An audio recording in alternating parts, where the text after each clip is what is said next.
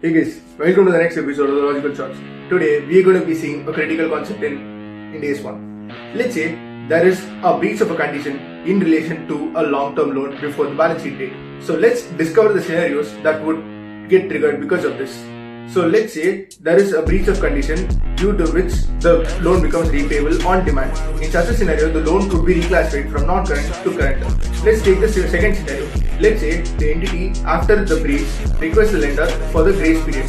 Let's say the lender offers a grace period that is greater than or equal to 12 months from the balance sheet date. In such a scenario, the loan would still remain in the non-current classification and would not be moved to current. Let's say the lender offers a grace period that is less than 12 months from the balance sheet date. In such a scenario, the loan would be reclassified from the non-current to the current bucket.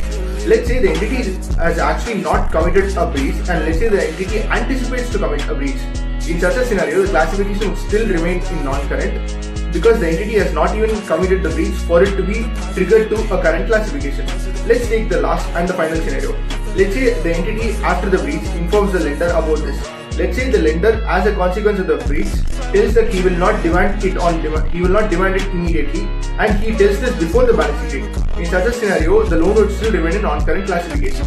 Let's say the lender after the balance sheet date tells that he will not demand it immediately, but it is before the date of approval of the financial statements. In such a scenario, it would still remain in non-current. But please note, guys, this is a carve-out from IFRS because in IFRS, what would happen is this would get reclassified to current and would not remain in non-current.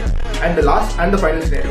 Let's say the lender agrees to the fact that he would not demand the amount immediately after the date of approval of financial statements. In such a scenario, it would get reclassified to current because you will know that the bank is not going to demand it only after the financial statements have been approved and signed. So you cannot do anything, but you need to just reclassify it to current because you would not even be aware of the fact that the bank or the lender is agreeing to this fact. So here's the chart for you for a quick gist or a quick summary. So I hope you all found this insightful.